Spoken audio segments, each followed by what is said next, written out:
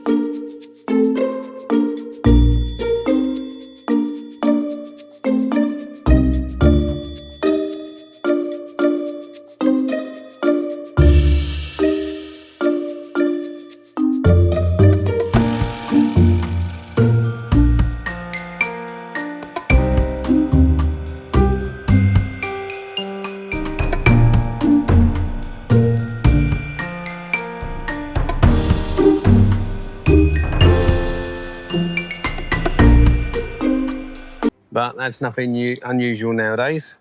Yeah, resorts seem to take over the world. Here's a quick image. This is my hotel that I'm staying at down here, called The Haven. Not The Haven, actually, it's just called Haven. Pretty standard hotel, but obviously on the beach.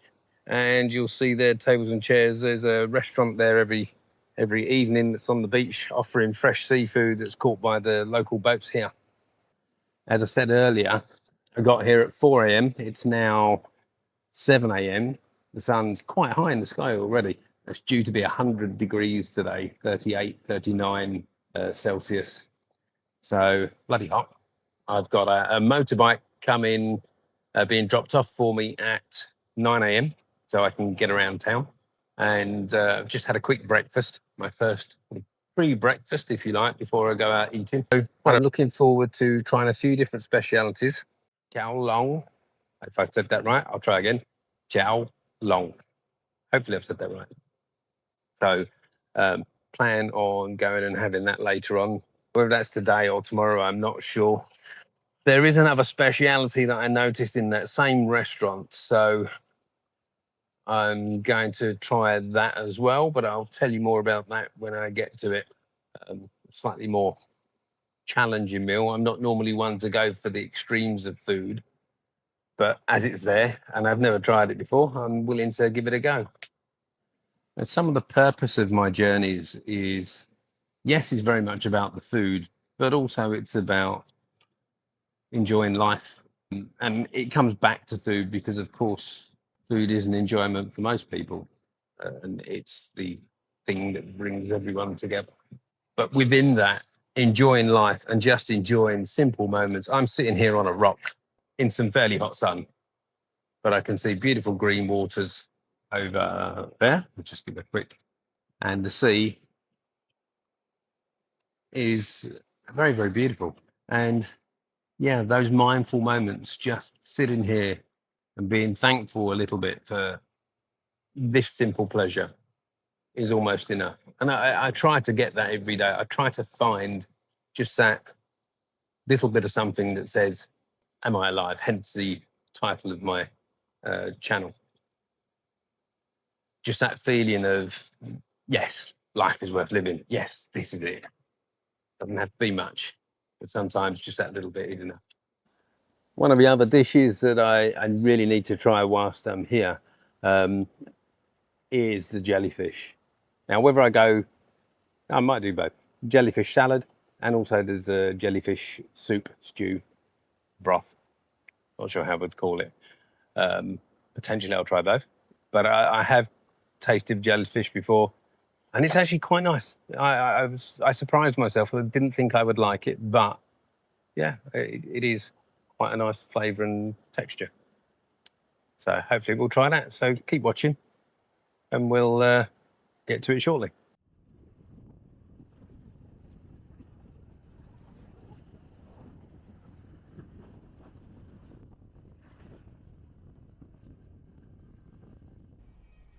Okay, just come to the restaurant here, Hoa Hoa, which is famous for its jellyfish. I think it's famous for other things as well, but it's well known for its jellyfish soup and its jellyfish salad. So I'm going to try some of that in here. Bit of a local speciality here, I'm told, does it better than most. So let's pop inside, give it a go. Yeah, let's get started with some eating. So welcome to Jellyfish here. And I just wanted to talk about how they produce this because it's actually really interesting. They use guava leaf. Because the guava leaf has some very strong tannins, it's turned into quite a magical property, really, because it does a number of things. So they boil the leaf down and make a cool stock from it and then soak the jellyfish in it. And this does a number of things.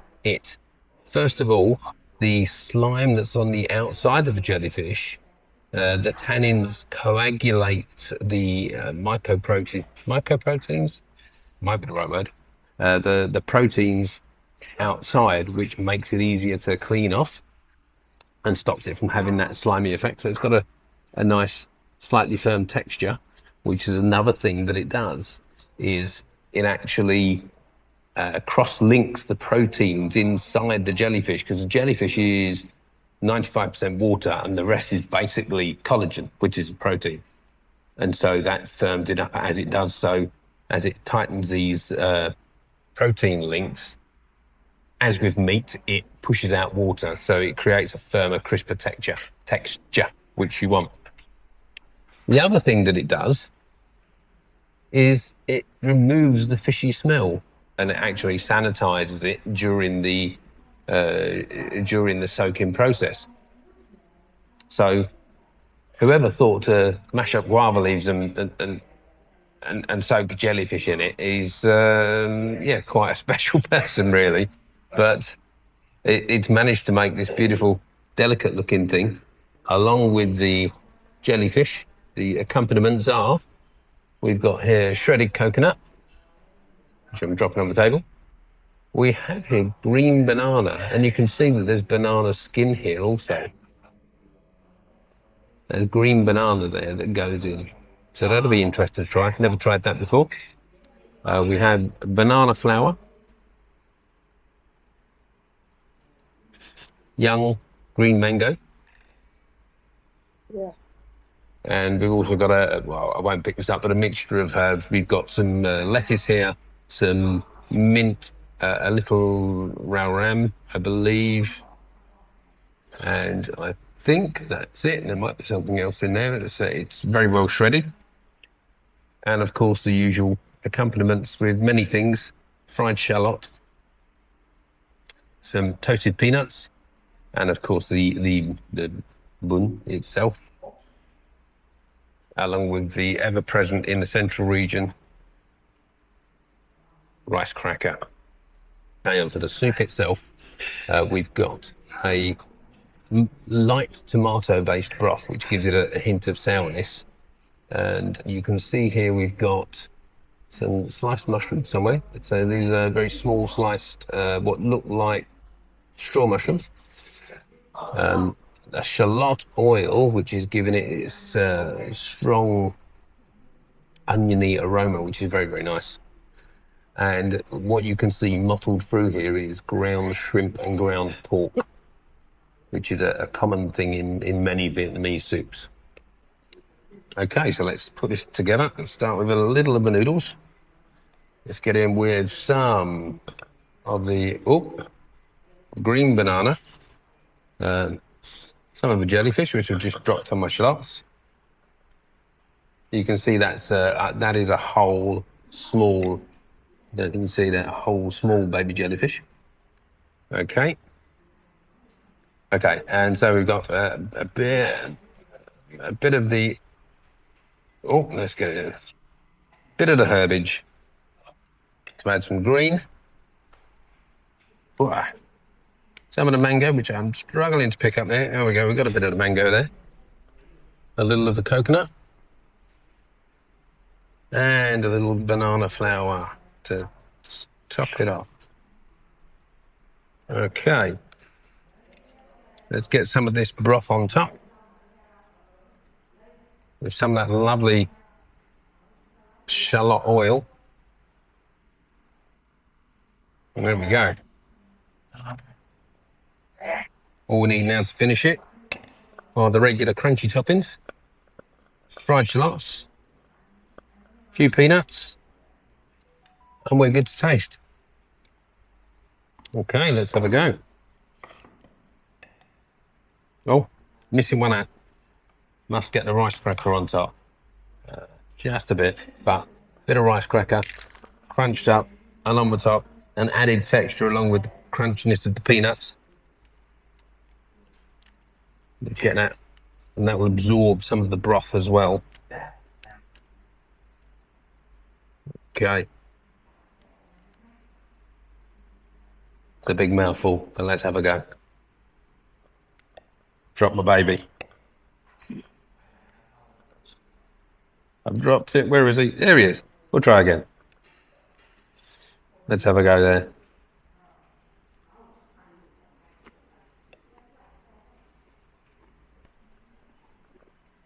So many different textures in there. You've got crunchiness and poppiness from the jellyfish itself. You've got crunchiness from the mango, sweetness in the coconut, a little herb flavour, crunchy onions, crunchy peanuts, crunchy cracker. Actually, very, very nice. There's a lot of different flavours going on. None of them are strong. And I guess that's where it needs to be. Jellyfish is such a delicate thing. I don't think it really has much of its own flavour, more of a mouth feel and texture. But the rest of the flavours are also very, very delicate. And you notice here, normally everything comes with different side sauces and dips. They don't do that here. So there's no nookman. There's no other kind of dip-in sauce to take your jellyfish out and dip into. It's a simple dish by itself. And actually, yeah, I wasn't sure, but I think this was worth the visit just for itself, just for the jellyfish. Yeah, I think this is definitely a special treat. I'll go back to the jellyfish again, just trying to have a look at it. Let's get some of them. Oh. So these are. If I can clean this off a bit. These are. Well, some of them are okay. This is from a slightly bigger one. But I noticed there are some small, almost complete jellyfish. Of course, they're dried up a little. Yeah, so that's effectively a complete jellyfish almost. But actually, very lovely, delicate texture.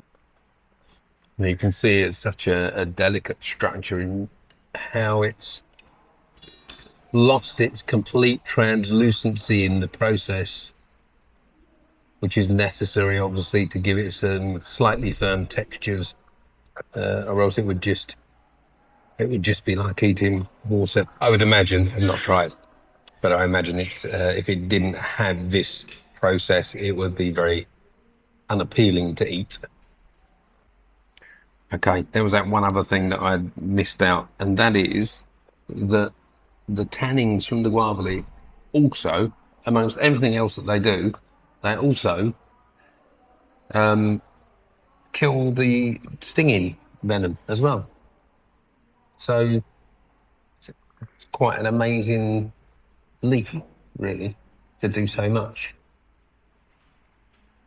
I don't know how people find out these things, you know, from 50, 100, 200, 500 years ago. You know, what happens to allow these processes to come into existence? I have no idea, but never mind. I'll keep enjoying the food.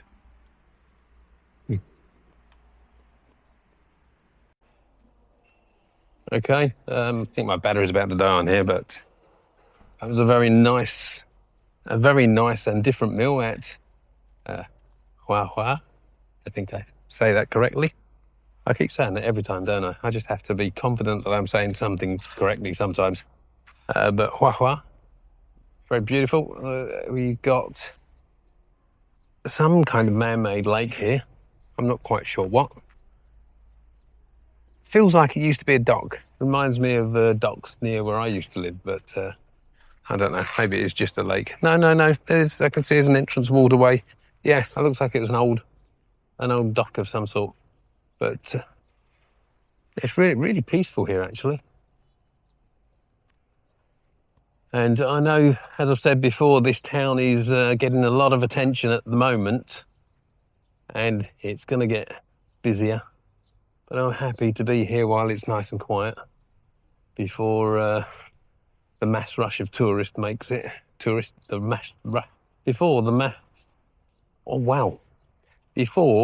mass rush of tourists makes it here. Why was that so difficult to say? Okay. But no, beautiful, peaceful setting.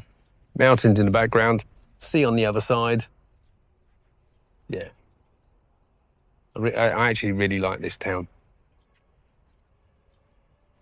Please don't come here. As I was saying before, this beach is used predominantly by the locals here. And here we are on what are we talking about?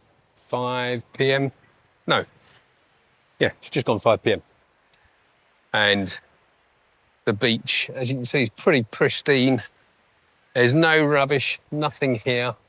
The village here is quite unique. It is, and if I turn around, I don't know if we can see behind here, behind these trees, and the trees have been planted beautifully. Behind here is a hospital. It's now more of a dermatological centre, but historically it was built as a leper colony. So this was a village for leprosy, and I think it was established around late 1920s, and the French built a hospital here, and they built residences for those that were suffering with leprosy, and that continued for some time, up until they managed to eradicate it. But some of the families who historically had family members that suffered with it still live here. So, hi, how are you? Hi. I've got some friends. Say hello. Hello. Say hello.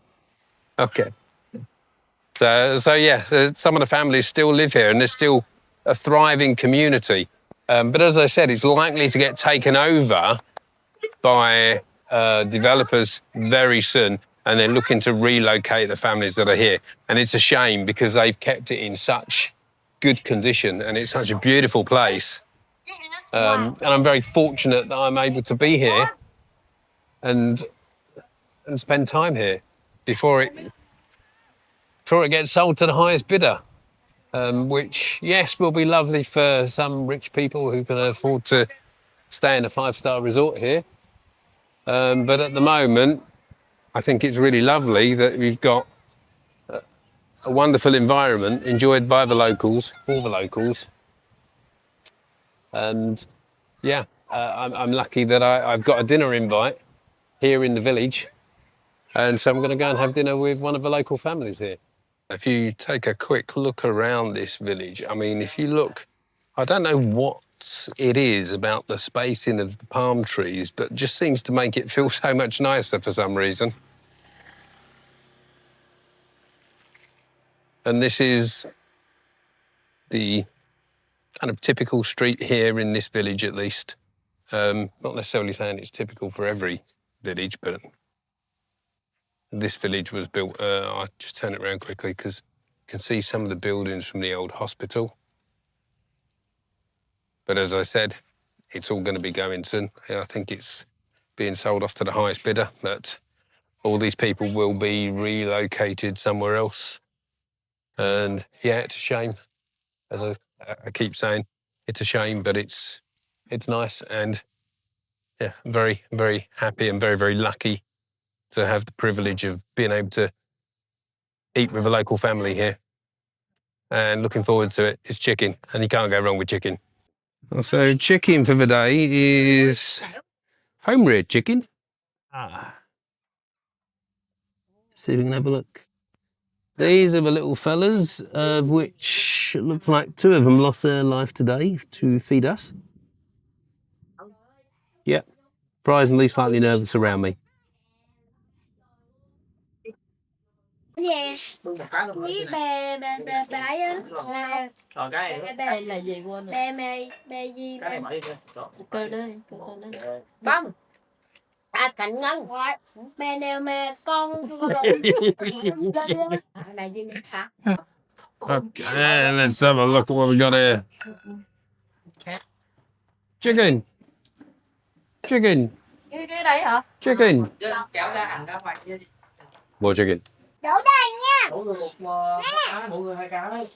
Đổ mà làm lại á. Là gì? Con ít đưa tiền cho con. Biết bao nhiêu con. Well, seems a typical family dinner where there was a bit of disagreement, a bit of argument. I think that's normal. Lẩu ăn đi. Okay, okay, get some boiled chicken. Này. And salt. We normally just dip in the salt. Đi con. Con đi ngồi ăn sáng, đó đi. Ngồi ký tuổi rồi con ngồi ăn tự nhiên rồi. Nói chung là That's right. vui lắm. Tự nhiên ở như đâu rồi. You happy stay here? Oh, we're happy. People feed me, I'm happy. If we get food, food makes everyone happy. Có đủ rồi. Chín chưa? Okay. Đủ chưa? Ơi. Rồi vậy xẻ tay. Để đó vô ngồi ăn đây, đừng đi nữa. Để đâu? Hello kìa. Rồi vô, ơi vô vào. Vô. 1, 2, 3, vô. 2, 3. We're a bit slow, yeah. I've got to be drinkers. 1, 2, 2, 3, vô. oh. Anh đâu mình nói tay chết. I don't like it when I feel like a beginner. No. No. Nó cái kiểu này không dùng nĩa thì dùng tay vậy chắc ăn hay. I feel like a baby at the table now. Nãy đi vô nhà tắm. I know, baby. Kể là ông thấy một cái con nhìn nhện. Yeah, come on. Xong rồi bắt đầu là ông lấy một cái video về con nhìn nhện. Nè con. You go to shower, you look. No, don't give away my story. That's scary stories. Ông nói là rất sợ. Sợ lắm. Đây ở dưới ở nhà tắm dưới á. Dạ, nhưng mà nó đối với nó lạ thì nó thấy Vong bật cái chuông qua đây. Vong ngồi buổi sáng. Yeah, there was a big spider there, but I didn't want it to move. Được không? If it started to move, I probably would have screamed. Được này nha, được này nha. Rồi, em còn rồi, ngồi vô con. Ngồi vô. Trời ơi, ở đây mấy cái gà đây ăn nha, ở trong nó hay còn gà công nghiệp. I forgot to record a proper ending for this, but the addresses are in the description below. And please check out the other 2 videos that follow this. So don't forget, like and subscribe if you enjoyed it. Thank you for watching.